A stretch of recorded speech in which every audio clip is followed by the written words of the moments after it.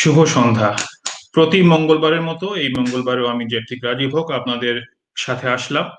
এই বৈঠকখানায় আমরা কথা বলবো বর্তমান সময় এই মিডল্যান্ডে বা বার্মিংহামে কোভিড-19 যে প্রভাব, সেই প্রভাবে আমরা বাংলাদেশি কমিউনিটিতে কিভাবে আমরা ক্ষতিগ্রস্ত হচ্ছি, কিভাবে আমরা এটা মোকাবেলা করছি, এইসব বিষয়ে আলোচনার জন্য।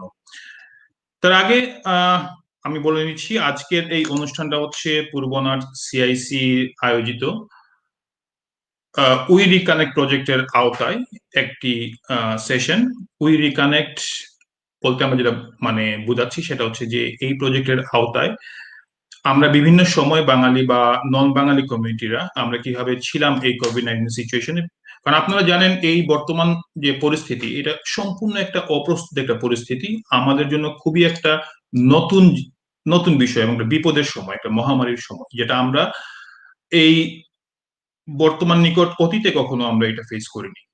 তো এই পরিস্থিতিতে আমরা কেমন আছি, আমরা কিভাবে চলা দরকার, কিভাবে কি আমরা করছি, এই বিষয় নিয়ে বাংলাদেশি কমিউনিটি, ইউকেতে বসবাসরত বাংলাদেশি কমিউনিটির বিভিন্ন মেম্বাররা কি করছেন না করছেন, কিভাবে কি করা উচিত, এইসব বিষয়ে আমরা কথা বলি প্রতি মঙ্গলবার এই বৈঠকখানায়। আমাদের সাথে থাকেন বিভিন্ন সময়ে অতিথিবৃন্দ, বিভিন্ন সেক্টর থেকে আমরা যারা রিপ্রেজেন্টেটিভ আছেন তাদের সাথে আমরা কথা বলি এবং আমরা জানার চেষ্টা করি এই বিপদের সময় আমরা কি করা উচিত, কিভাবে চলা উচিত এবং কিভাবে আমরা এই বিপদ থেকে উদ্ধার পেতে পারি বা অ্যাটলিস্ট চেষ্টা করতে পারি। তো যাই হোক, আশা করি আপনারা আমাদের সাথে থাকবেন। প্রতি মঙ্গলবার সন্ধ্যা 7টা থেকে 8টা পর্যন্ত পূর্বনার সিআইসির ফেসবুক পেজ এবং ইউটিউব চ্যানেল থেকে আমরা লাইভ লাইভ করি। আমি জেফরিক রাজীব সাধারণত আপনাদের সাথেই থাকি। ক্ষমা চেয়ে নিচ্ছি, গত মঙ্গলবারের একটা বিশেষ কারণে আসলে আসা হয় নাই, so there is a gap, মোটামুটি 2 সপ্তাহের মধ্যে গ্যাপ হয়ে গেছে। যাই হোক, আজকে আমরা কথা বলছি যে বিষয়টা নিয়ে, সেটা অত্যন্ত একটা গুরুত্বপূর্ণ বিষয়। সেটা হচ্ছে যে আমরা যে করোনা, সেই করোনার বিরুদ্ধে যে লড়াই করছি, আসলে আমরা যদি এটা একটা আক্রমণ হিসেবে দেখি যে করোনার এফেক্টেড, এই এফেকশনের এই আক্রমণের বিরুদ্ধে যে লড়াই, সেই লড়াইটা কারা করছেন, কিভাবে করছেন এবং সেখানে আমাদের কন্ট্রিবিউশনটা কি এবং কিভাবে আমরা সাধারণ জনগণ সেই লড়াইতে আমরা শরিক হতে পারি, তাদের সাহায্য করতে পারি, সেই বিষয়ে। আপনারা সবাই জানেন যখন করোনা বা কোভিড-19 যেটাকে বলা হয়, সেটা যখন ছড়িয়ে গেল পুরো ইউকেতে, একেবারে ফ্রন্ট লাইনে সবার সামনে এসে দাঁড়ালেন আমাদের রক্ষা করার জন্য আমাদের ন্যাশনাল হেলথ সার্ভিসের যারা সদস্য, ডাক্তার, নার্স, যারা রিসার্চ করছেন, গবেষকরা, বা বিভিন্ন ক্ষেত্রের যে যারা অ্যাম্বুলেন্সে ছিলেন বা অন্যান্য যারা দায়িত্ব পালনে ছিলেন, হেলথ সার্ভিসের যে কোনো পদেই ছিলেন, তারা আসেন সবার সামনে। নিজের জীবনকে বিপন্ন করে দেখা গেল তারা আমাদের জীবন বাঁচানোর জন্য এগিয়ে আসলেন। এবং এখনো বিগত কয়েকটা মাস ধরে তারা প্রতিক্ষণ প্রতি মিনিটে লড়াই করে যাচ্ছেন এই কোভিড-19 বিরুদ্ধে, এই সমাজকে, আমাদের পরিবারকে, আমাদের কমিউনিটিকে, সর্বোপরি সাধারণ জনগণকে রক্ষা করার জন্য। তো আমরা আজকে জানতে যাচ্ছি এই লড়াইটা কিভাবে কিভাবে হচ্ছে, কিভাবে সিচুয়েশনটা ছিল, বা বর্তমানে যে সেকেন্ড ওয়েভ একটা প্রেডিকশন করা হচ্ছে, সেই সেকেন্ড ওয়েভ মোকাবেলার জন্য বা এটাকে দূরে সরিয়ে রাখার জন্য আমরা কি করতে পারি। আমরা কথা বলছি দুজন ন্যাশনাল হেলথ সার্ভিসের দুজন সম্মানিত সদস্য, দুজন অফিসার, সদস্যের সাথে। আমরা সদস্য বলবো, একটা পরিবার হিসাবে যদি ধরা হয় তাহলে সেই পরিবারের সদস্য ওনারা। এই দুজনই আমাদের, আমরা অত্যন্ত গর্বের সাথে বলতে পারি, দুজনই আমাদের বাংলাদেশি কমিউনিটির সদস্য। দুজনেই জাতিগতভাবে বাংলাদেশি এবং অত্যন্ত গুরুত্বপূর্ণ পদে আছেন দুজনই। একজন হচ্ছেন ডক্টর শাহনাজ পারভিন রুমু, উনি স্পেশালিস্ট রেজিস্ট্রার ইন সাইকিয়াট্রি। আর আমি রুমু আপাকে স্ক্রিনে আসবো এখন। আসসালামু আলাইকুম, কেমন আছেন? আসসালামু আলাইকুম ভাইয়া, ভালো আছি। সবাইকে শুভেচ্ছা। আর আমাকে এখানে ইনভাইট করার জন্য আমি আসলে প্রাউড ফিল করছি, যাতে আমি আমার স্কিলস আর এক্সপেরিয়েন্স গুলো সবার সাথে শেয়ার করতে পারি। সেজন্য আমি খুবই গর্বিত। ধন্যবাদ।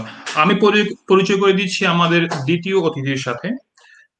আমি স্ক্রিনে আসবো রিসনা হক। রিসনা হক হচ্ছেন একজন ক্লিনিক্যাল ট্রায়ালস প্র্যাকটিশনার। উনি কোভিড-19 বিরুদ্ধে যে গবেষণা চলছে সেই গবেষণার টিমের একজন সদস্য। রিসনা হক, আপনাকে অনেক অনেক স্বাগতম আমাদের অনুষ্ঠানে। ওয়েলকাম। আসসালামু আলাইকুম। আমি এখন একটু আলোচনায় যাচ্ছি। আমি প্রথমেই জানতে চাচ্ছি, শাহনাজ পারবেন রুমা, আপনার কাছে হুম। লকডাউন যখন হলো, আসলে লকডাউন জিনিসটা পুরোপুরি একটা কোয়াইট নিউ থিং ফর আস।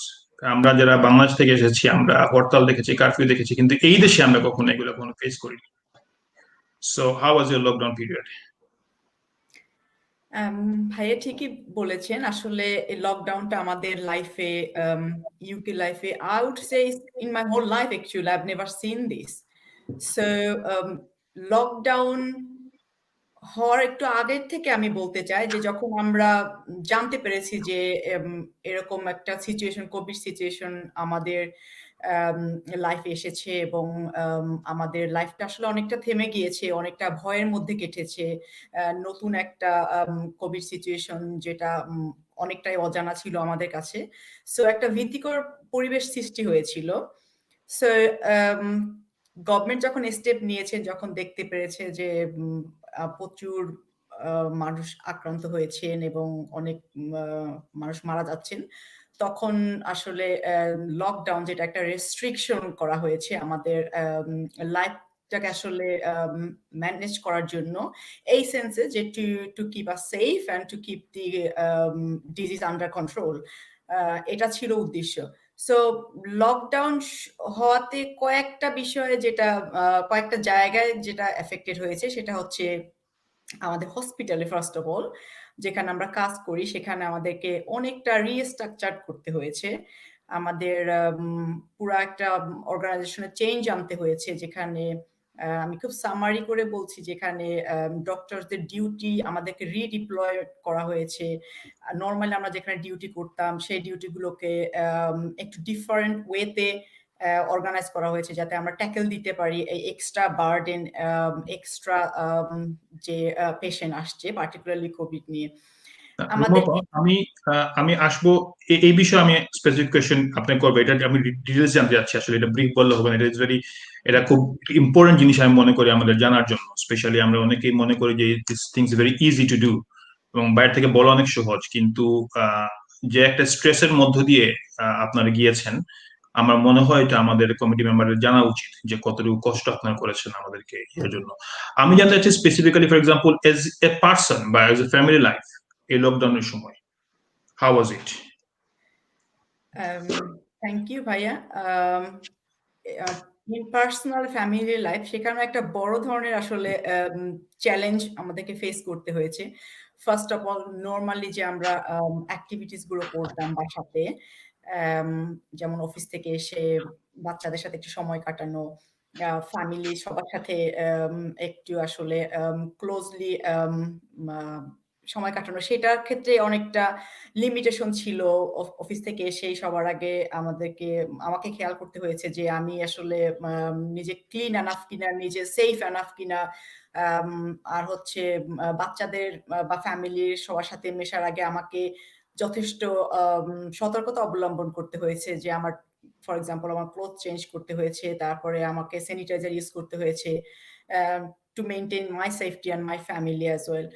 আম এমন অনেক দিন হয়েছে যে আমার অফিস থেকে এসে মনে হয়েছে যে আজকে আমি অফিস থেকে বাসায় পৌঁছানোর আগেই ফোন করে আমাকে বলতে হয়েছে আমার হাসব্যান্ডকে যে আজকে আমি অনেকটা লং ডিউটি করেছি। প্লাস আজকে আমি হয়তো বাচ্চাদের সাথে এসে দেখা করতে পারবো না। তো ওরা যদি ঘুমিয়ে পড়ে তাহলে লেট দেম ডু ইট, হ্যাঁ? কারণ আমাকে আসলে সেফটি মেইনটেইন করতে হবে। এই টাইপের জিনিসগুলো করতে হয়েছে। আরেকটা জিনিস হলো হ্যাঁ, বাইরে যাওয়া ওদেরকে নিয়ে আমাদের ফ্যামিলিকে নিয়ে যে একটা স্পেশাল টাইম কাটানো বাইরে সেগুলো কমপ্লিটলি রেস্ট্রিক্টেড হয়ে গিয়েছিল।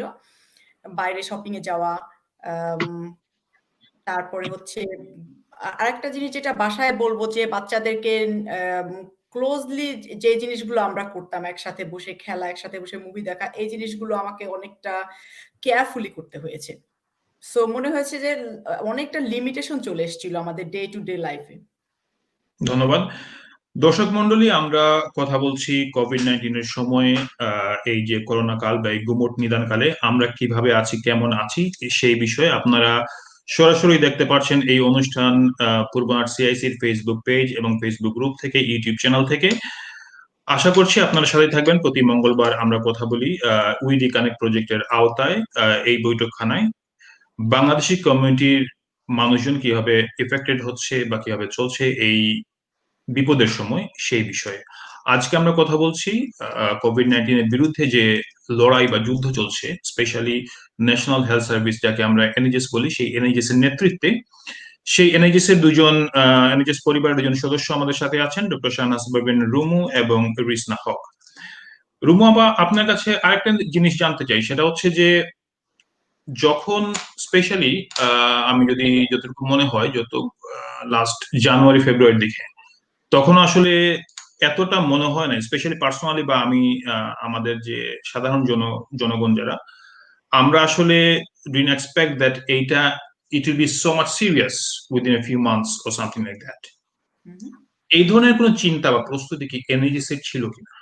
যে তখন আমরা হয়তো বা মনে করিনি, আমরা তখন চিন্তা করেছি it was happening in China, so ওরা ডিল করুক, আমরা হয়তো বা এইভাবে এফেক্টেড হব না। কিন্তু দেখা গেল within a couple of months আমরা পুরো দেশটা অচল হয়ে গেল। So was there any kind of preparation from NHS?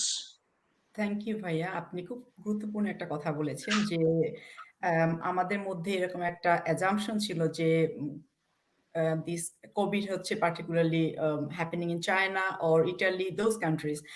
আমাদের মধ্যে তখনও আসলে এতটা সচেতনতা আসেনি। In general as well as in hospital. সেই হসপিটাল স্টাফ হিসেবে আমাদেরকে যতটুকু বলা হয়েছিল as far as I remember, beginning of March আমরা একটু, একটু করে অ্যালার্টেড হতে শুরু করেছিলাম। and আপনারা জানেন যে লকডাউন হয়েছে around mid of March, right? So beginning of March এ আমাদের যতটুকু অ্যালার্টেড করা হয়েছিল from the health service sector থেকে, সেখানে just to take some precaution basically, even full PPE was not in place. Personal protection equipment was not in place. আমাদের hand sanitiser for example and এই যে ডিস্টেন্সটা maintain করা, এগুলো সম্পর্কে আমাদেরকে কিছুটা ধারণা দেওয়া হচ্ছিল, অন অ্যান্ড অফ কিছুটা মিটিং হচ্ছিল। আর এই টাইমটাতে যেটা আমাদের হসপিটালে করেছে পার্টিকুলারলি যে আমাদের ওয়ার্ডগুলোকে ভাগ করা হয়েছিল, যে এক সাইডে থাকবে হচ্ছে নিউ পেশেন্ট, যে তারা আসবে, তারপরে তারা ওদেরকে টেস্ট করা হবে, ওদেরকে আইসোলেট করে রাখা হবে, তারপর যখন টেস্টের রেজাল্ট আসবে সেই অনুযায়ী তখন কেউ পজিটিভ হলে তাদেরকে একটা ওয়ার্ডে রাখা হবে, আর নন পজিটিভ হলে বা নেগেটিভ হলে তখন তাদেরকে নর্মাল ওয়ার্ডে রাখা হবে, নন করোনা ওয়ার্ডে। তো এই এই যে প্রিলিমিনারি জিনিসগুলো করা হয়েছিল, বাট এই যে এখন যে টেস্ট অ্যাভেলেবল করোনার, এগুলো এত ইজিলি অ্যাভেলেবল ছিল না। তারপর এখন যে আমাদের ফুল পিপি যেগুলো আমরা পাই, বা রেগুলার যে এক্সট্রা কিছু ইকুইপমেন্ট আমাদের স্টোরেজে আছে ইমার্জেন্সি মিট আপ করার জন্য, সেই জিনিসগুলো এতটা ছিল না। মানে এখন আমরা তাহলে বলতে চাচ্ছি যে অবশ্যই এটাকে আমি পুরোপুরি যে সবসময় মানে দোষারোপ দিচ্ছি সরকারকে, সেটাও না, কারণ এটা পুরোপুরি একটা অপ্রস্তুত সময় ছিল তখন। আসলে আমরা আমার মনে হয় আমরা যেভাবে বুঝিনি, সরকারও হয়তো বা সেভাবে বুঝেনি, বা নিজেস বোঝেনি যে এইটা এত ব্যাপক আকারে আসবে। বাট যেটা বুঝতে পারলাম আপনার কথা থেকে, যে আগের চাইতে বর্তমানে আরো বেশি ওয়েল ইকুইপ, আরো বেশি prepare NHS. That's right. Okay, thank you very much. আমি এখন যাচ্ছি রিসনা হকের কাছে। রিসনা, কেমন আছেন? So How are I'll you? ask you one question. Like, we didn't ever face those kind of restriction in our life, like we faced in lockdown period. So how was your life that time? It was very stressful, very different to what we are used to. Our practice, as Rumwapo said, was completely different to what we're used to. So we had to completely change the way of life. So going to the supermarket, it was trying to organize yourself before coming home. Should I stop at the supermarket? Have I got a mask? Have I got enough PP, like gloves, or have I got a sanitizer? Because at the beginning, it wasn't that ahead. So going to the supermarket was, you think at the back of your head, I need to make sure that I'm clean when I get home. But later on, slowly but surely, everything came into place. So it took a lot of organization in your own life as well as work life. and quite stressful and quite scary time actually. So did you have to make any kind of change in your personal life to Yes, keep yes. yourself and your family safe? So did you have to make any change, any preparation to how to keep yourself safe? Yeah, so again, same thing with like Rumapu said. You can bring him on the screen, don't worry. Sorry.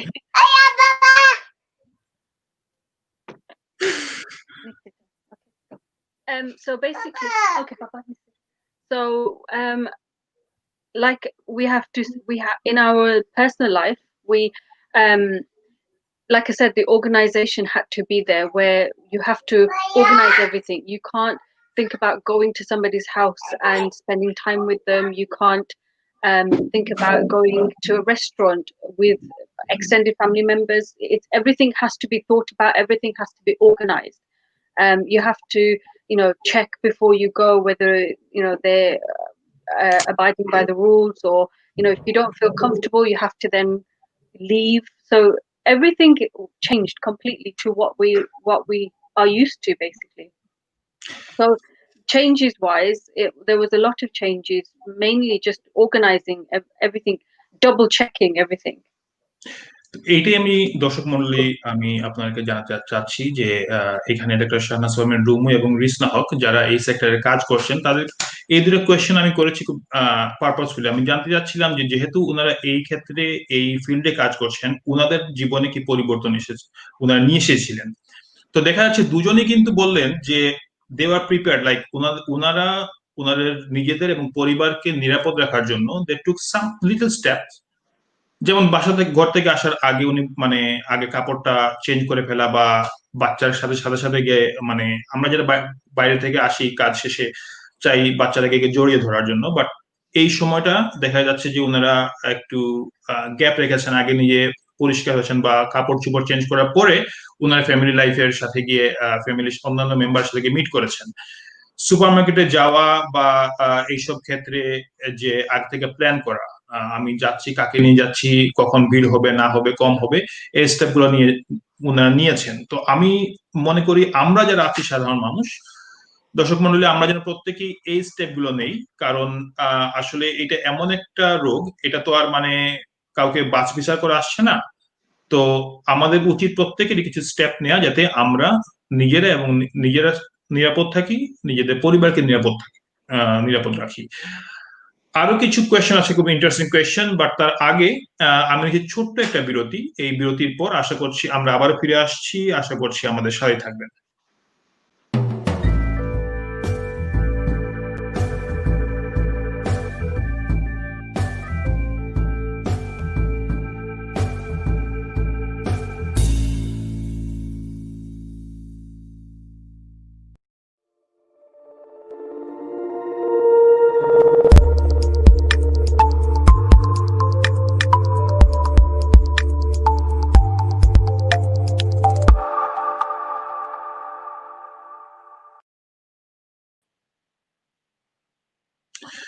বিরতির পর আবার ফিরে আসলাম আমাদের বৈঠকখানায়। আমি জ্যাপ্তিক রাজীব হক আপনাদের সাথে আছি। আমার সাথে আছেন ডক্টর শাহনাজ পারভীন রুমু এবং রিসনা হক।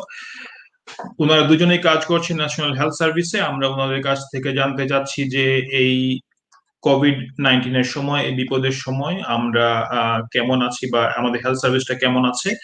আর ওনাদের কাছ থেকে আমরা জানতে চাইবো যে কিভাবে আমরা আমাদের নিজেরা নিজের পরিবারকে এবং নিজের কমিউনিটিকে আমরা নিরাপদ রাখতে পারি এই মহামারী থেকে। আমার খুব জানতে ইচ্ছা করে, সেটা আমি জানতে চাচ্ছি শাহনাজ পারভীন রুমু আপনার কাছে। সেটা হচ্ছে যে যখন পিকে গেল, এটা সম্ভবত গত এপ্রিলের দিকে, ইট ওয়াজ এ হাই পিক, তখন আপনার কিভাবে এটা ট্যাকল করলেন? আমরা জানি যে national health service was really stressed, like আপনার এক্সট্রা আওয়ার কাজ করছেন, অনেকে কষ্ট করছেন, মানে এই এই ঘটনাটা আমি জানতে চাচ্ছি, এই স্টোরিটা জানতে চাচ্ছি একজন মানে সরাসরি আপনি কাজ করেছেন আপনার মুখ থেকে। It's really stressful, I have to say. Extra burden, extra precaution, extra resources that we needed. So আমাদের হসপিটালে বেশ কিছু স্টেপ যেটা নিয়েছিল, we should appreciate that government থেকে যেই রুলসগুলো এসেছিল। ফর এক্সাম্পল, আমাদের হসপিটালে এন্ট্রেন্স চেঞ্জ করে দেওয়া হয়েছিল। যেমন ওয়ান সাইড এন্ট্রেন্স ছিল only for staff, and other entrance হচ্ছে for patients and visitors for the safety. তারপরে আমাদের doctors, nurses, all the health professionals এর ক্ষেত্রে যে চেঞ্জটা করেছে সেটা হচ্ছে যে রিডিপ্লয়মেন্ট করা হয়েছে। যারা কমিউনিটিতে কাজ করতো, আপনারা জানেন যে আমাদের কিছু কমিউনিটি বেসড ক্লিনিক থাকে, হ্যাঁ, কিছু হোম ভিজিট থাকে, কিছু আউটপেশেন্ট ক্লিনিক থাকে। তো সেখান থেকে হেলথ প্রফেশনালসদেরকে রিডিপ্লয় করে ওয়ার্ডে দেওয়া হয়েছে, হ্যাঁ, ইমার্জেন্সি ট্যাকেল করার জন্য। তো কিছু extra resources including health professionals, support worker, এদেরকে দেওয়া হয়েছে। কিছু এক্সট্রা হসপিটাল অ্যারেঞ্জ করা হয়েছে। আপনারা জানেন নাইটিঙ্গেল হসপিটাল, যেটা হচ্ছে যেখানে শুধু আইসিইউ ছিল, আইসিইউ আছে আর কি, অনেক এক্সট্রা বেড দিয়ে সেগুলোকে করা হয়েছে নিয়ার O2। সো এই যে রিসোর্সেস গুলো গভর্নমেন্ট দিয়েছেন, প্লাস আমাদের আরো কিছু রেস্ট্রিকশন করে দিয়েছিলেন on top of this service setup, extra service setup করার পরে। সেটা হচ্ছে যে limited visit in the hospital, তারপর হচ্ছে limited visit in a sense patients, family members, relatives, carers, এদেরকে খুবই রেস্ট্রিক্টেড করে দেওয়া হয়েছিল হসপিটালে, যাতে এরা পেশেন্টদের কে ভিজিট করতে না আসে। ওভার দি টেলিফোনে এদেরকে কন্ট্যাক্ট করতে দেওয়া হয়েছিল।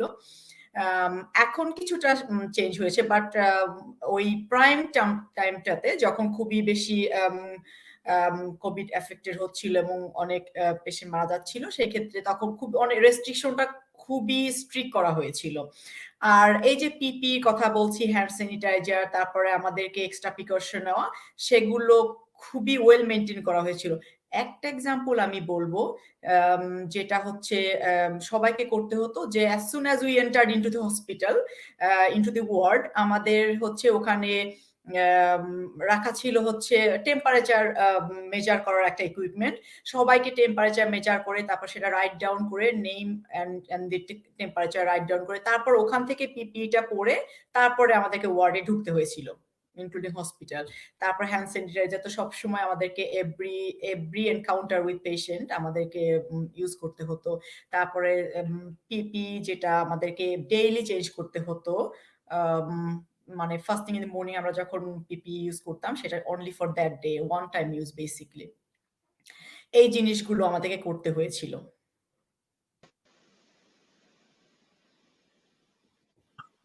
তার মানে আপনাদেরকে অনেক এক্সট্রা স্টেপ বা এক্সট্রা সময় ব্যয় করতে হয়েছে just to keep yourself and the other people safe from this pandemic actually. আমি ইদিস নাও ওকে জানতে চাচ্ছি, আপনি তো you are involve in research sector of different thing. Before these things happen, like before this lockdown or before this surge, like before COVID-19, should I say, COVID-19 era, the area you are being involved in different sector of, like, which sector were you involved in, like in research? Yeah. So my specialty is dermatology and ophthalmology. So when COVID came, all our studies stopped working. So we researchers, what we do is clinical trials. So we look at treatment options for certain conditions and then work out which treatment works better, which one's cheaper for the NHS to run, and which patients do better with whichever treatment. So that's my normal day-to-day job, which is ophthalmology and mainly dermatology. But once COVID came, all of them stopped because patients stopped coming into hospital for outpatient clinics unless they required emergency appointments. We stopped seeing most of our patients. So our priority was COVID. So That is the COVID-19 had a huge effect on your on your sector, like on your project. Yeah. So in your hospital or in your did your team start like any kind of participation in research in this COVID-19 situation, like about this COVID-19, should I say? Yeah.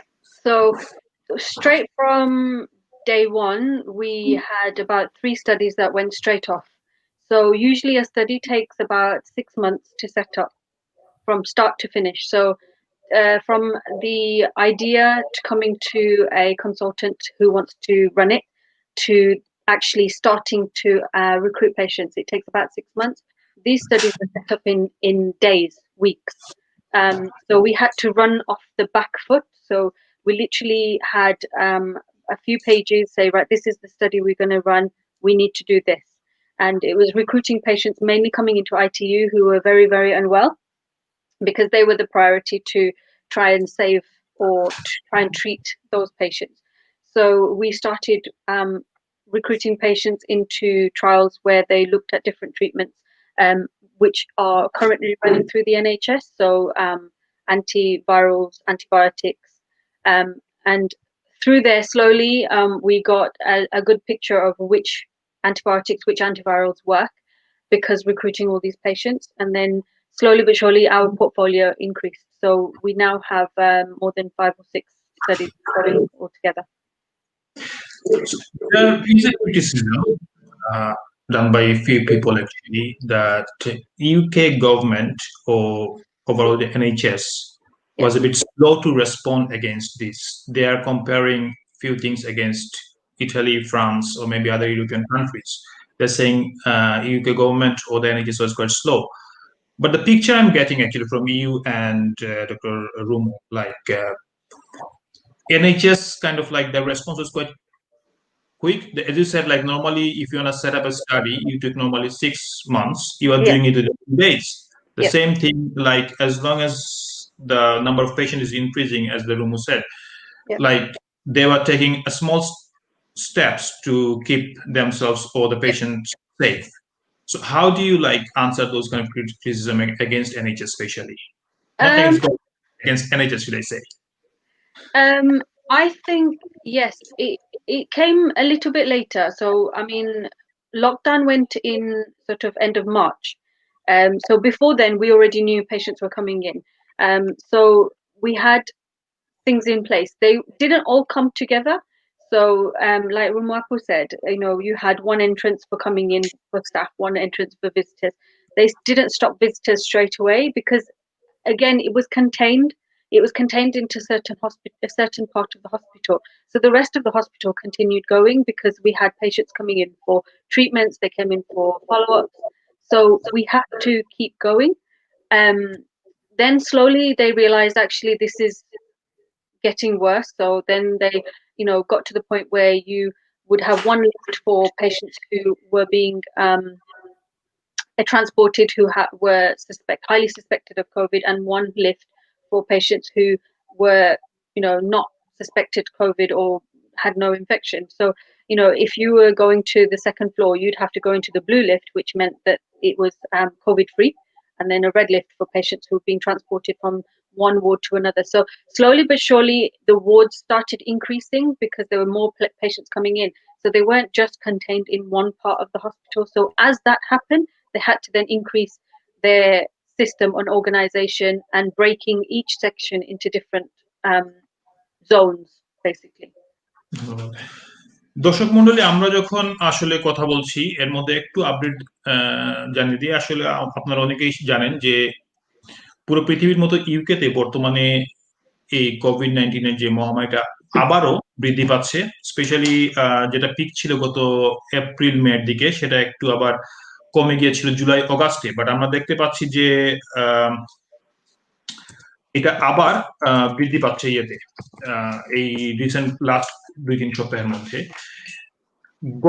গতকালকে আমাদের prime minister Boris Johnson কিছু guidance দিয়েছেন, কিছু restriction উনি আরোপ করেছেন, যাতে করে আমরা আমাদের চলাফেরা এবং দৈনন্দিন জীবনে এই রেস্ট্রিকশনটা আসছে, আমরা কিভাবে চলবো না চলবো। স্পেশালি এখন 3 টায়ার সিস্টেম চালু করা হয়েছে। একটা ভিডিও দেখুন আপনারা, সেখানে প্রাইম মিনিস্টার বা উনি জানাচ্ছেন আমাদেরকে আমাদের আসলে এখন 3 টিয়ার সিস্টেমের মধ্যে আমরা কিভাবে চলা উচিত বা না করা উচিত, বেশ কিছু রেস্ট্রিকশন আছে, কিছুটা ক্লিয়ার হবে। এই সম্বন্ধে আমরা কিছু আলোচনা করব আমাদের অতিথিবৃন্দের সাথে।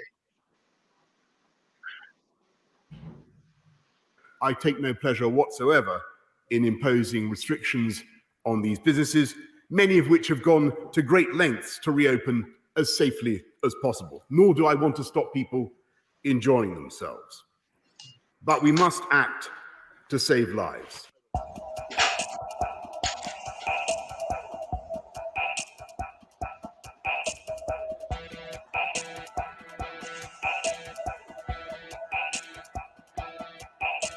The number of cases has quadrupled in the last 3 weeks.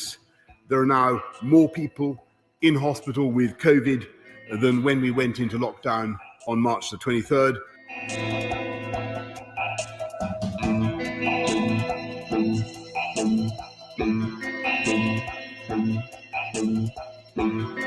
The medium alert level will cover most of the country, and will consist of the current national measures. This includes the rule of 6 and the closure of hospitality at 10 p.m.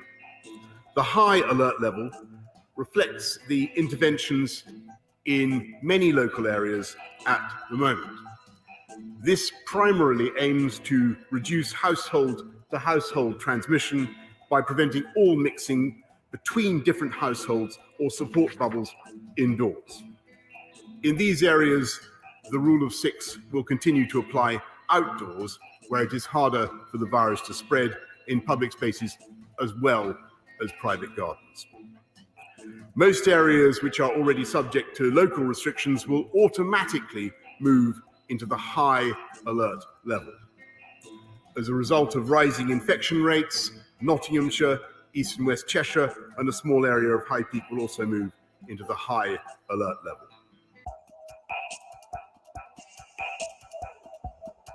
The very high alert level will apply where transmission rates are rising most rapidly and where the NHS could soon be under unbearable pressure without further restrictions.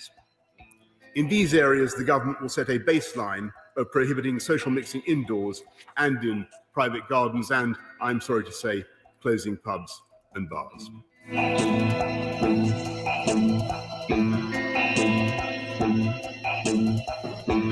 Having had a rather flat summer with very low amounts of COVID positive patients in the UK, you can see that from early September there has been a marked pickup. The infection rate was initially highest in the 16 to 29-year-olds, and that, as you move to the right, just gets hotter and hotter. But as it does so, you can see the incremental creep of the infection into the next age band up, 30 to 44, followed 2 or 3 weeks later by a creep up again into the 45 to 59s. And you can now see that the 60 plus are also heating up on that chart.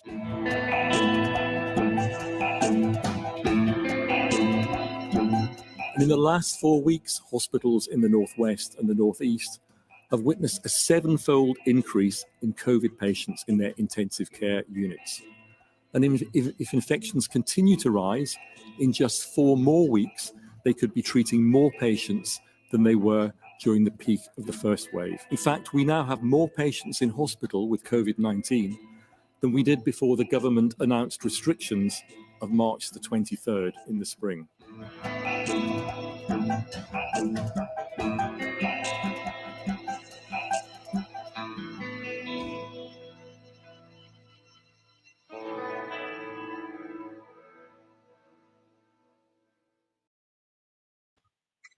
ধন্যবাদ। শুনছিলেন যে recent development COVID-19 এবং যে restriction গুলো apply করা হয়েছে, এর মধ্যে স্মরণ করে দিতে চাই দর্শক মন্ডলী, আমরা যারা মিডল্যান্ডে আছি তাদের কিছু এক্সট্রা রেস্ট্রিকশন আমাদের উপর আরোপ হয়েছে।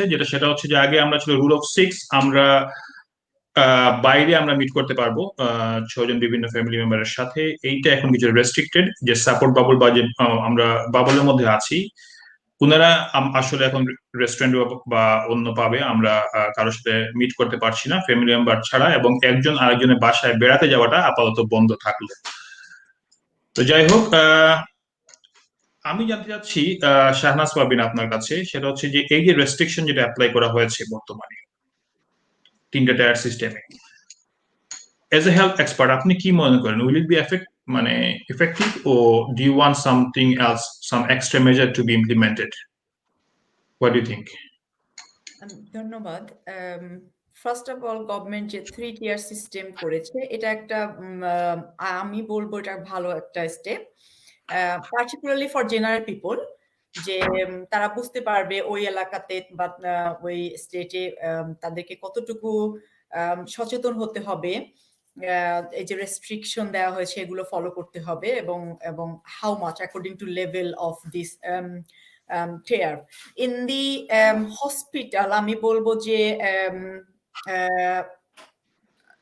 যেগুলো হাই টিয়ার লেভেলের যে সিটিগুলো আছে সেখানে অবশ্যই লোড অনেক বেশি, বা পেশেন্টদের পার্টিকুলারলি ইন্টেন্সিভ কেয়ারে কিন্তু প্রচুর হচ্ছে পেশেন্ট আসছে, এবং এনএইচএস স্টাফদের উপর অনেকটাই আসলে স্ট্রেস যাচ্ছে।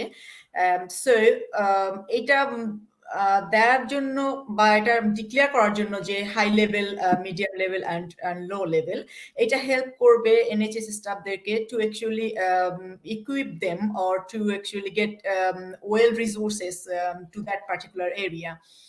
However, যেটা আসলে আমাদেরকে আরেকটু কশাস থাকতে হবে এই ব্যাপারে, এবং এটাও অলসো উড বি হেল্পফুল যদি আসলে এমনটা সব সিটিতেই নেওয়া হয়, শুধু high level, medium level and low level category হিসেবে না, because it can actually change any time. হ্যাঁ, this infection is spreading so quickly and is rising so quickly যে এটা আসলে predict করা খুব difficult যে how soon actually is gonna be same to this to different cities. So আমাদেরকে আমি বলবো যে যদি সিনিয়র হেলথ সেক্টর থেকে আমাদেরকে এভাবে প্রিপেয়ার করা হয় according to need for the high tier level, that would be helpful rather than waiting and just to actually kind of give more resources to the high tier area. তাহলে আজকে যেটা labour leader যেটা বলতে যাচ্ছেন যে একটা 2 সপ্তাহ একটা সার্কিট ব্রেকার হওয়া উচিত, মানে 2 সপ্তাহের জন্য আমরা আবার একটা ভেরি স্ট্রিক্ট ন্যাশনাল লকডাউনে যাওয়া, যেটা লেবার পার্টি থেকে সাপোর্ট করা হচ্ছে, এবং বিভিন্ন টপ লেভেলের দেখলাম যে মেডিকেল অফিসার যারা বা সায়েন্টিস্ট যারা আছেন ওনারাও সেই ব্যাপারে একটা মতামত দিচ্ছেন, সাপোর্ট দিচ্ছেন যে অ্যাটলিস্ট 2 to 3 উইকস এর জন্য আমরা একটা ভেরি ভেরি রেস্ট্রিক্টেড একটা ন্যাশনাল লেভেলের লকডাউনে যাওয়ার জন্য। আপনি কি সেটাকে সাপোর্ট করছেন? In my opinion, it's very, very important for all of us to be actually taking extra caution.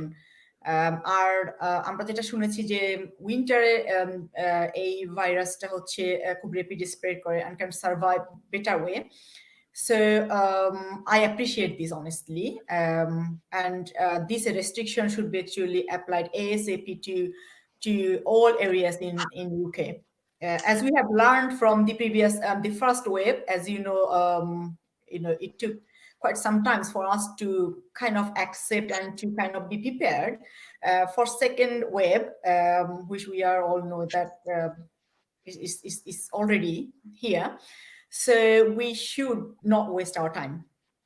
Thank you very much. দর্শক মন্ডলী, এই ব্যাপারে আমি যেটা ডক্টর শাহনাজ পারভীন রুমুর কথার সূত্র ধরে আমি বলতে চাচ্ছি যে যদিও সরকারি রেস্ট্রিকশন কোনো জায়গায় খুব স্ট্রিক্ট, কোনো জায়গায় একটু রিল্যাক্সড, আমার মনে হয় বা যেটা আমরা সবাইকে পরামর্শ দিতে পারি যে সেটা হচ্ছে যে ব্যক্তিগত লেভেলে সরকারের জন্য ওয়েট না করে পার্সোনাল লেভেলে আমরা যেন কিছু এক্সট্রা কশন নেই টু কিপ আওয়ারসেলফ সেফ। কারণ এই রোগটা যে কখন কার হবে এবং কার জন্য কতটুকু ক্ষতিকর হবে, সেম রোগ কিন্তু সবার জন্য সমানভাবে ক্ষতিকর না। যেটা দেখা যাচ্ছে যে এই ভাইরাস এফেক্টেড একজন খুব দ্রুত সেরে যাচ্ছেন, একজন দেখা যাচ্ছে বেশ লম্বা সময়ের জন্য ওনাকে ভুগতে হচ্ছে, অনেক সময় জীবন সংশয় হচ্ছে, কয়েক হাজার মানুষ তো পৃথিবী ছেড়ে চলেই গেলেন। এখানে একজন দর্শক একটা প্রশ্ন করেছেন জাকির চৌধুরী, সেটা আমি আবার কোয়েশ্চেন করবো শাহনাজ পারভীন আপনার কাছে। ওনার কোয়েশ্চেনটা হচ্ছে যে what is long Covid, and এটার কোনো পার্সেন্টেজ আছে কিনা যে এত পার্সেন্ট মানুষ এই লং কোভিডে সাফার করবে? Thank you, Vaya. Statistically, as we all know, this is quite new to us. এখন পর্যন্ত আমরা এই ভাইরাস সম্পর্কে খুব বেশি একটা জানতে পারিনি। But as far as we know, যে এই ভাইরাস হচ্ছে in terms of percentage, all we know actually that 5% people actually get seriously unwell, 15% kind of moderate, and most of the people will have mild symptoms. So in terms of statistical percentage, I mean, that's all we know. But in terms of long COVID, it's just assumption in a sense that a long COVID could be for few weeks, and it varies from person to person. একটা কথা এখানে আমাকে বলতে হবে যে because of comorbidities, various other health problems, people do actually suffer long, and some people may not even have any symptoms or may not even know that they had this virus and then get better, just after having been attacked by this virus. So it's difficult to say and also difficult to put in a box in terms of percentage. তো দর্শক মণ্ডলী, যেটা আমরা উত্তরটা পেলাম সেটা হচ্ছে অনেকটা এইভাবে, আমি যেটা যদি দেখি সেটা হচ্ছে যে আসলে এই রোগ সম্বন্ধে আমরা এখন অনেক কিছু জানি না। সো কাকে কতটুকু এফেক্ট করবে, যেমন আমি বিবিসিতে একটা নিউজ দেখছিলাম গতকাল না, আসলে গত পরশুদিন। একজন নার্স ছিলেন, উনি কত বয়স হবে, অ্যারাউন্ড 40 ওনার বয়স। ওনার কোনো কিন্তু কোনো ইন্টারনাল কোনো ইয়েও নাই, আগের কোনো হিস্ট্রিও নাই কোনো রোগের। উনি এফেক্টেড ছিলেন। এখন দেখা যাচ্ছে যে উনি গত কয়েক সপ্তাহ ধরে, ওনার ভাইরাস কিন্তু ওনার ক্লিয়ার, বাট উনি এখনো রিকভার করতে পারছেন না। উনি দেখা যাচ্ছে যে খুব অল্প সময় উনি হাঁপিয়ে উঠছেন, ওনার শ্বাস নিতে কষ্ট হচ্ছে, ইভেন ওনার ফ্যামিলি মেম্বার, ওনার ছোট বাচ্চাকে লুক আফটার করতে অনেক কষ্ট হচ্ছে। তো এই ব্যাপারটা যেন আমরা খুবই খুবই সিরিয়াসলি নেই। আসলে যেহেতু আমরা এখনো এই জিনিস সম্বন্ধে অনেক জিনিস জানি না, তো it's better to be prepared, like to be cautious rather than আগে রোগ হয়ে আমার ভালো হয়ে যাবে, এই ধরনের কোনো এজাম্পশন আসলে থাকা আমার কাছে খুবই বুদ্ধিমানের কাজ মনে হয় না। এই জায়গায় আমি রিসনা হকের কাছে জানতে যাচ্ছি, কারণ উনি এই বিষয়ে যে গবেষণা টিমে আছেন। রিসনা হক, we said like some of the communities, especially the BME communities, and if I say more particular, the Bangladeshi community were very, very badly hit by this COVID-19. So is there any particular reason, or did you kind of like trying to find out any answer for that?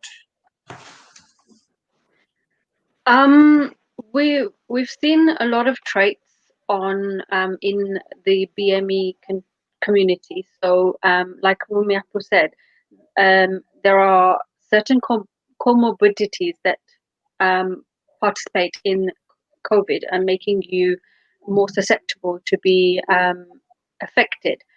So when you look at those comorbidities, it's things like diabetes and heart problems, which you find quite a lot in our communities. So that is one of the things that can affect them and make them more susceptible to being affected badly by COVID. So this is something that came out a little bit later, but again, through research and through looking at how many patients came in and putting together a database of how many patients and what type of patients, you were able to see a clear picture that certain communities were hit worse than the others. So there isn't anything in place as such in research-wise to look for that, but a database as such picks up how many patients come in through our doors and what ethnicity they are, what age, what gender, what area they live in, and that then is pulled together to give us a bigger picture of what communities are hit. So what I'm asking, like, is there any particular reason did you find or trying to find, like, why these kind of people are getting well, this is it. So this is like I said, so it's still ongoing. So there are a lot of things that can accumulate to it. So like I said, the comorbidities, but also your genetics. So there are studies going on at the moment. We're doing a genetic study at the moment where we're taking a blood sample from patients who are in ITU and on ventilation, and looking at their blood sample and their DNA makeup, which tells you that whether they are or might be susceptible to being critically ill from a virus as such as COVID-19. And that's given us some very good results because it's highlighted some parts of your gene that is amplified through the virus. So it's like a reaction to the virus, which then sets off a whole load of messages, which then means that your body attacks it. So everybody is made differently, but they have genes that will be amplified by a virus. So there are studies going on looking at genes, and obviously while we're looking at genetics, we're looking at your comorbidities and the ethnicity, because that all plays a part. আরো question আছে আপনার কাছে, but তার আগে আমি আরেকটা ছোট্ট বিরতি নিচ্ছি। বিরতির পর দর্শক মন্ডলী আমরা আবার আসছি। বিরতি যাওয়ার আগে আমি জাস্ট একটা জানিয়ে দিতে চাচ্ছি যে রিসনা হক যেটা বললেন যে আমাদের মধ্যে অনেকের, স্পেশালি আমাদের এশিয়ান সাউথ এশিয়ান কমিউনিটির মধ্যে ডায়াবেটিসের হারটা বেশ বেশি। আমাদের অনেকের ডায়াবেটিক আছে বা পরিবারের সদস্যের আছে, হার্ট প্রবলেম বেশি বা অন্যান্য অনেক ইন্টারনাল যে হেলথ প্রবলেম আমাদের শরীরের ভেতর আছে। এটা আমাদের জেনেটিক্যাল রিজন হতে পারে বা আমাদের জীবনযাত্রার কারণে হতে পারে, what ever the reason is. এইটা কোভিড-19 এর জন্য খুবই একটা বিপজ্জনক জিনিস, যেটা অন্য অনেকের জন্য, একটু আগে যেটা রুমু বলছিলেন যে অনেকের এমন হতে পারে যে ওনার হয়েছে খুব অটোমেটিক্যালি ভালো হয়ে গেছেন, উনি হয়তো বা ভালো করে জিনিসটা টেরই পান নাই, দেখা যাচ্ছে আরেকজনের উনি মারাই গেলেন এই রোগে, যেটা আমাদের পরিচিত পরিবার সদস্য বা বন্ধু বান্ধবের মধ্যে আমরা এর মধ্যে অনেকেই হারিয়েছি অনেককে। So be cautious about it, যেহেতু আমাদের অনেকেরই নিজের না থাকুক আমাদের পরিবারের সদস্যের বাবা মা ভাই বোনের এই রোগটা আছে, ডায়াবেটিস আছে, হার্টের সমস্যা আছে বা অন্যান্য কোনো ইন্টারনাল হেলথ প্রবলেম আছে। আমরা যেন চেষ্টা করি যাতে এই রোগটা অন্তত আমাদের মাধ্যমে ছড়িয়ে আমার পরিবারের সদস্যের কাছে না যায়, যাতে উনার জীবন সংশয় হয়। নিশ্চিত ছোট্ট একটা বিরতির পর আবারও ফিরছি, কথা বলছি রিসনা হক এবং শাহনাজ পারভিন রুমুর সাথে।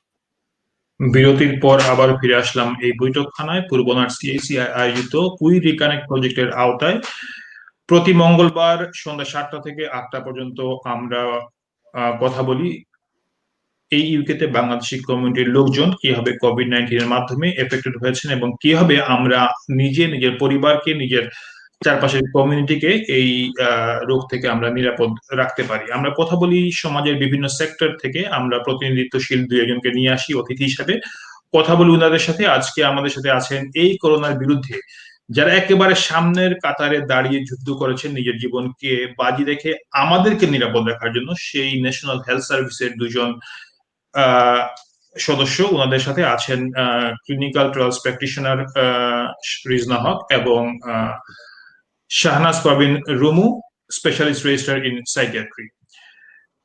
আমি একটা কোয়েশ্চেন করতে যাচ্ছি আবার রিজনা হক আপনার কাছে, যেটা একটা কোয়েশ্চেন করেছেন আমাদের এক দর্শক রানা মেহের, যে কোভিড-19 এর সময় এই যে একটা স্ট্রেসফুল টাইম গিয়েছে আপনার in your family life, in your working life, to keep a good mental health, what step did you take, or what did you do anything to keep yourself mentally healthy? Or That's a really good question. Thank you, Rana Meher. It's still very stressful, actually. It's getting more stressful now that we know a second wave is coming. However, it's very important to have a good support structure at home and at work.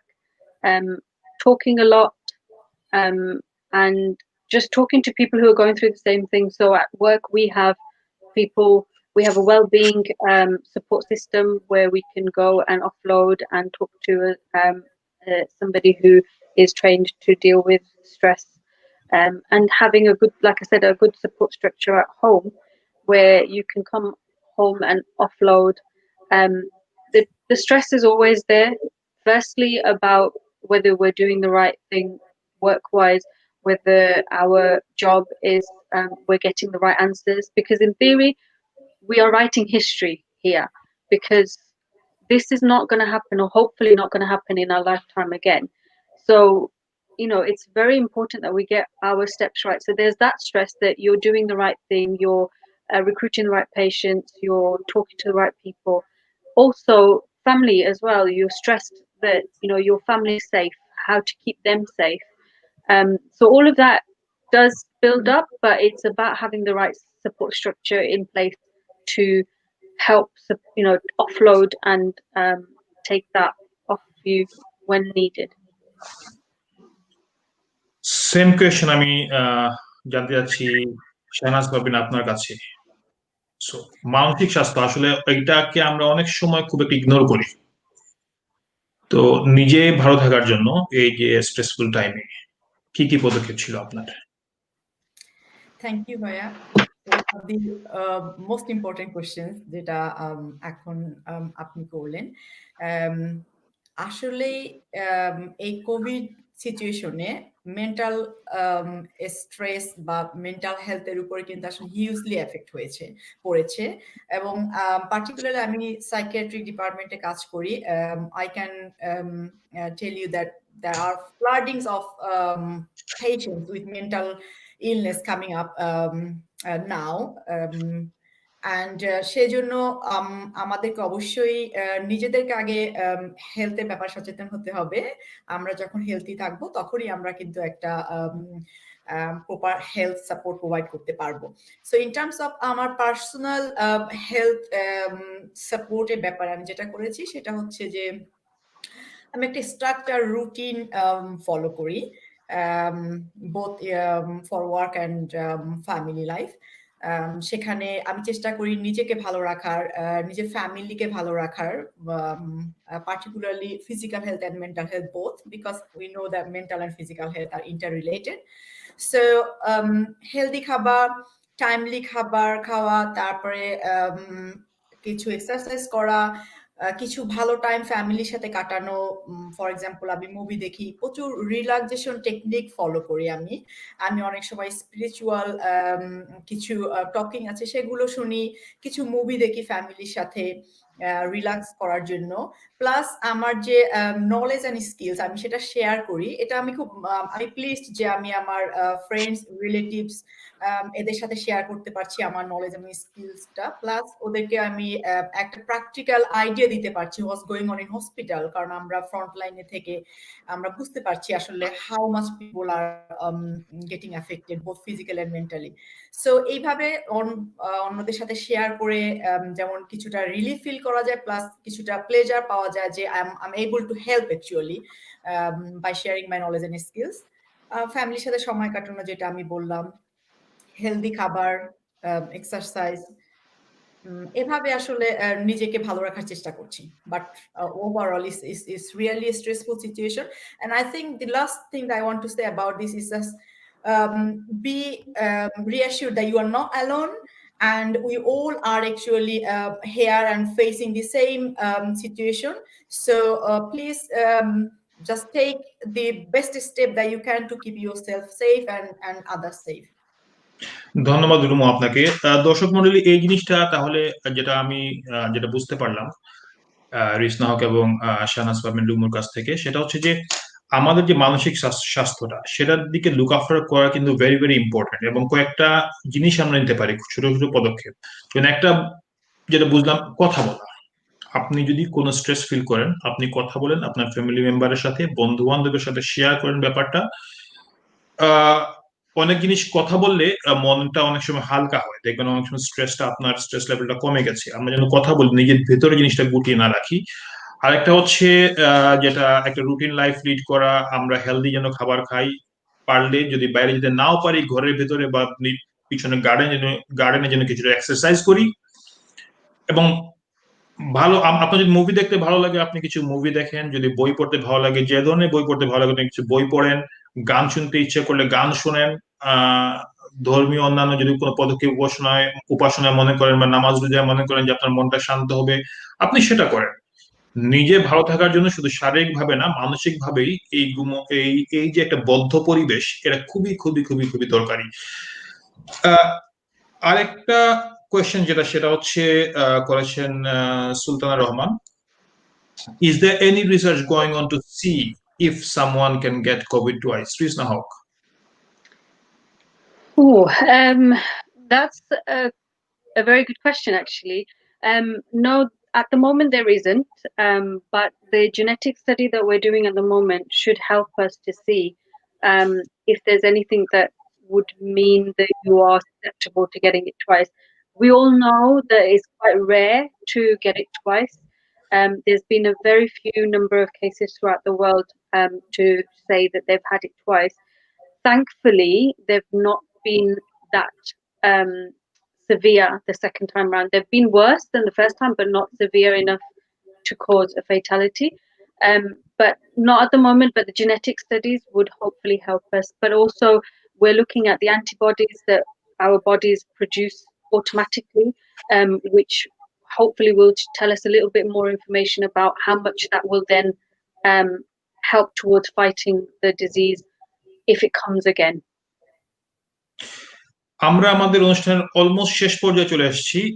এই জায়গায় আমি একটা just ছোট্ট question করছি, দুজনের কাছে করবো। রিসনা, প্রথমে আপনার কাছে যাচ্ছি, সেটা হচ্ছে যে you guys are doing a lot for us actually, NHS as a whole, I'm saying, should I say. So is there anything from the general people we can do to get more help from you actually? Yep. This is a help of you, but to get more help from you, should I say? Is Yep. there anything we can do? There's so much you can do. The thing that we found in our communities is that not a lot of our community get involved in our research.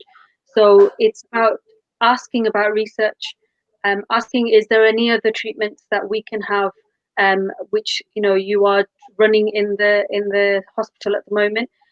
Being open to research, not necessarily that you have to go into research, but just being open to taking the questions, listening to the research staff about the study, because we already screen you before you come to us. We know that you are eligible for this study, so we will talk to you only if you are eligible because you meet certain criteria.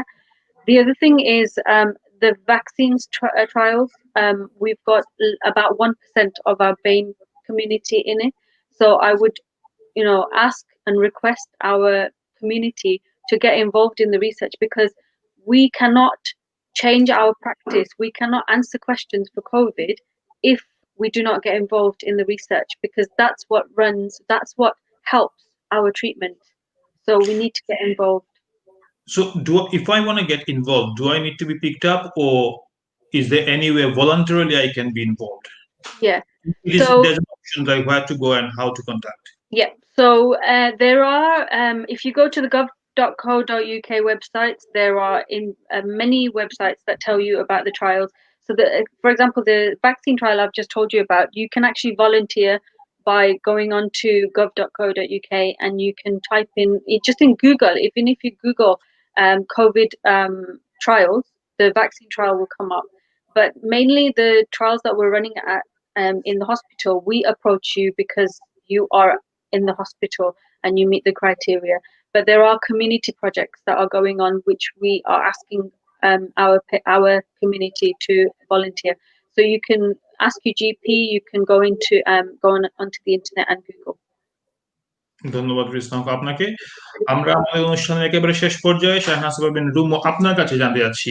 আমার শেষ প্রশ্ন সেটা হচ্ছে যে the same question আমি যেটা রিসনাকে জিজ্ঞেস করলাম একটু আগে, is there anything we can do from general people, আমরা কিছু করতে পারি যাতে আপনারা যে সাহায্য আমাদের করছেন আরো ভালো সাহায্য আপনার কাছ থেকে পেতে পারি?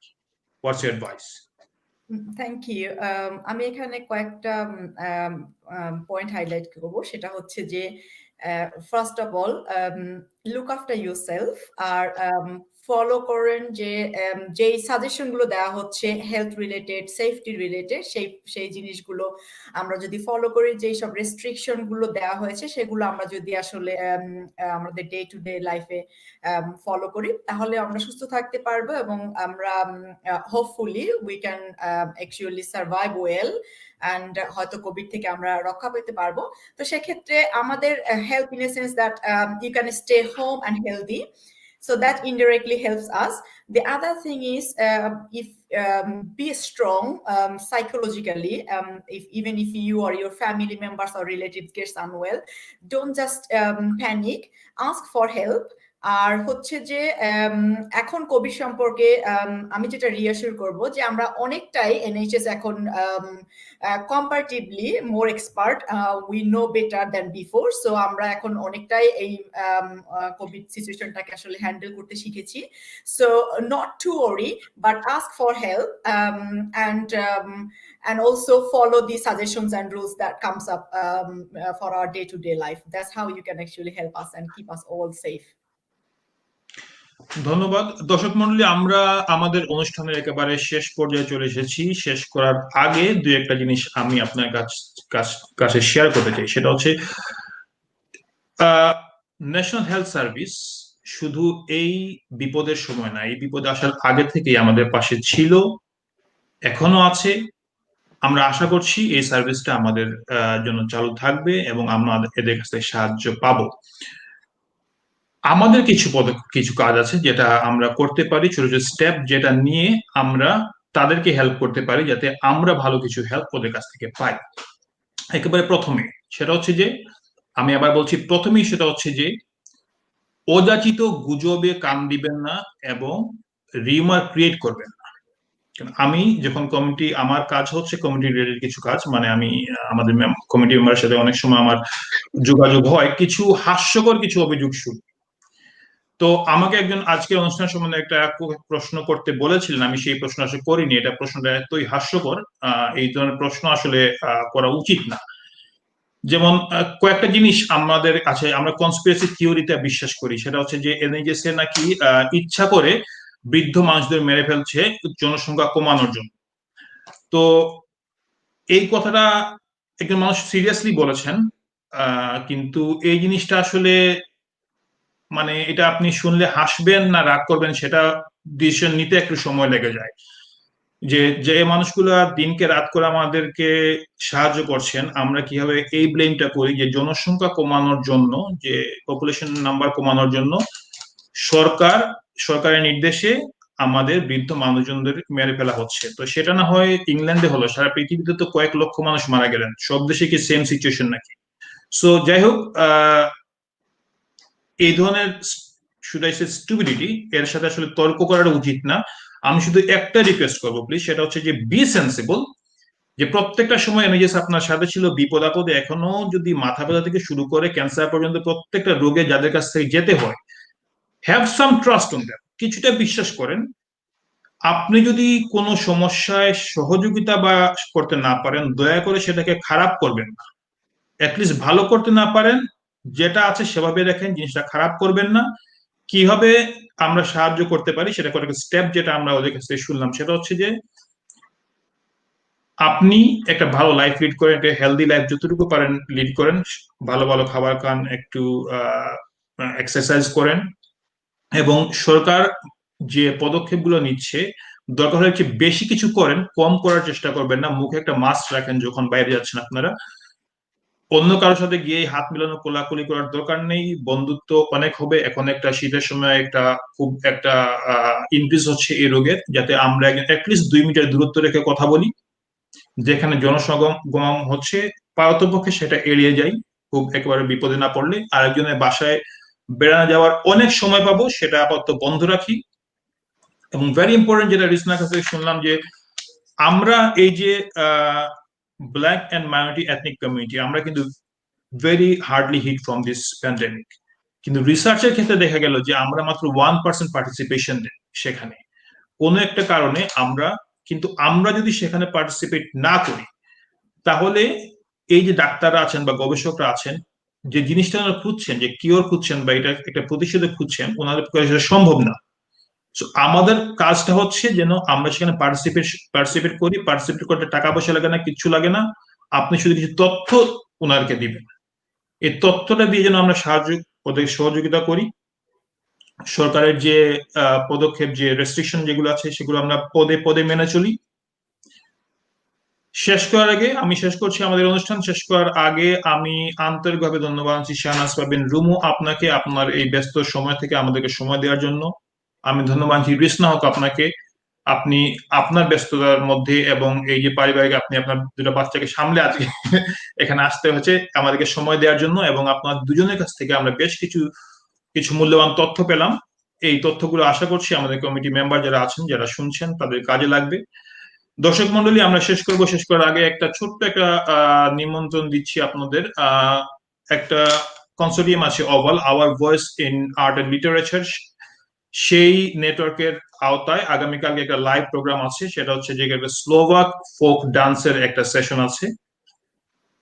একজন প্রফেশনাল স্লোভাক ডান্সার সেখানে কিছু ক্লাস নিচ্ছেন। আপনারা যদি চান, যদি ইন্টারেস্টেড হন, যেটা একটু আগে বলছেন যে মানসিক স্ট্রেস কমানোর জন্য, যদি একটা খুব একটা ফান একটা সেশন, এখানে আপনারা অংশগ্রহণ করতে যাচ্ছেন, কিছু ইজি স্টেপ আছে ক্যামেরা দেখে, আপনারা যদি এই অ্যাটলিস্ট নাচ না হোক, অ্যাটলিস্ট একটা শারীরিক একটা ব্যায়াম হতে পারে। দাওয়াত থাকলো যদি সময় সুযোগ করতে পারেন, আগামীকাল 8টা 15 মিনিটে ওভাল এবং পূর্বনাটের ফেসবুক পেজ থেকে এটা লাইভ হচ্ছে। এবং প্রতি মঙ্গলবার এই বৈঠকখানায় আমি জেপি রাজীব আপনাদের সাথে থাকবো, কথা বলবো আমাদের অতিথিবৃন্দের সাথে, আমাদের এই নিদানকালে, এই বিপদের সময় আমরা কিভাবে, স্পেশালি আমরা বাংলাদেশি কমিউনিটি এই ইউকেতে কিভাবে নিরাপদ থাকতে পারি। পূর্বনাট সিআইসির উই রিকানেক্ট প্রজেক্টের আওতায় বৈঠকখানায় থাকছি আগামী মঙ্গলবার সন্ধ্যা 7টায়। ততক্ষণ ভালো থাকুন, সুস্থ থাকুন, নিরাপদে থাকুন। আল্লাহ হাফিজ।